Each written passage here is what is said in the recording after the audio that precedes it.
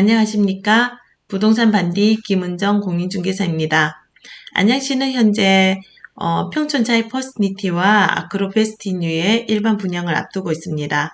물론 조합원 입주권은 거래가 가능하고요. 일반 분양에 앞서서 그 일시적 2주택의 비과세 특례처럼 입주권이나 분양권도 일시적 1주택과 1입주권 분양권에 대한 그 비과세 특례가 있습니다. 그 특례에 대해서 잠시 살펴보시겠습니다.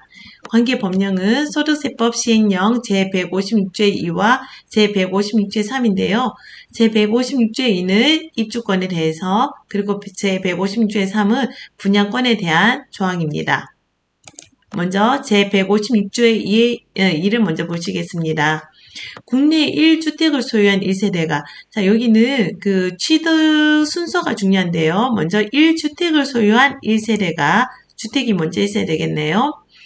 자, 1주택을 소유한 1세대가 그 주택을 양도하기 전에 조합원 입주권을 취득을 했습니다.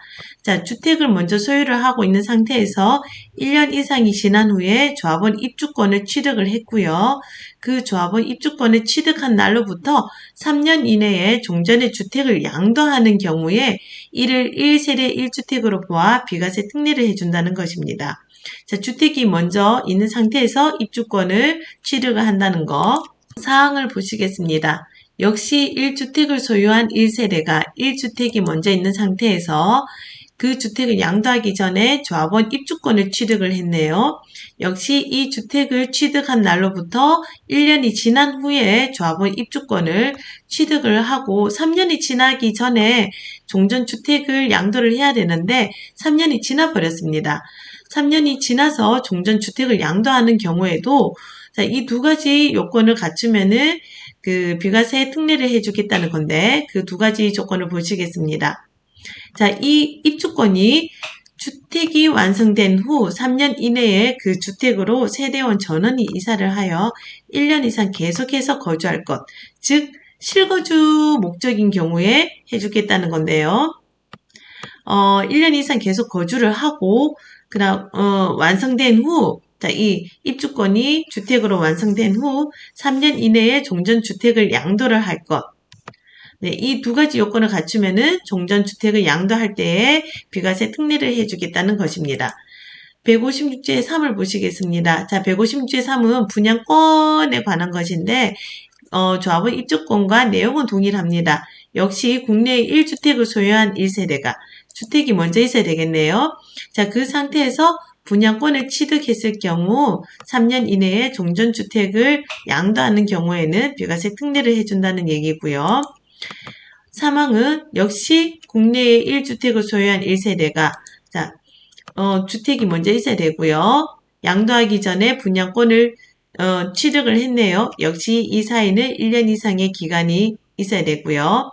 3년이 지나서 자, 분양권을 취득한 날로부터 3년이 지나서 종전주택을 양도하는 경우에 역시 실거주 목적이면은 3년이 지났더라도 분양권이 주택으로 완성된 후 3년 이내에 종전의 주택을 양도하면은 비과세 특례를 해주겠다는 것입니다. 이 경우를 한번 보시겠습니다.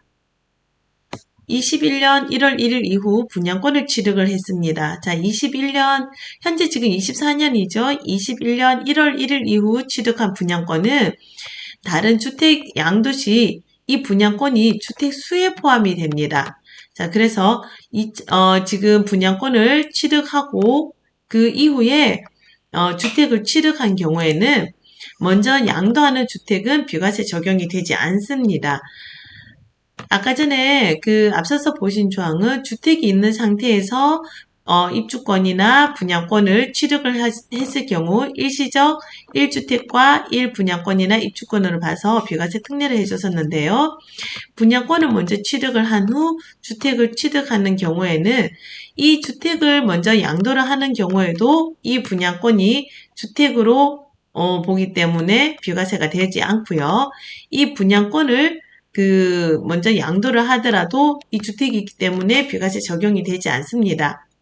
아까 전 같은 경우는 주택이 있는 사람에게 그 신축으로 옮길 수 있게끔 분양권이나 입주권을 취득하는 경우에 그 비과세 특례를 해준다는 것이었기 때문에 지금 분양권을 취득한 상태에서 주택을 취득하면은 그 취지에 맞지 않기 때문에 비과세 특례가 되지 않습니다.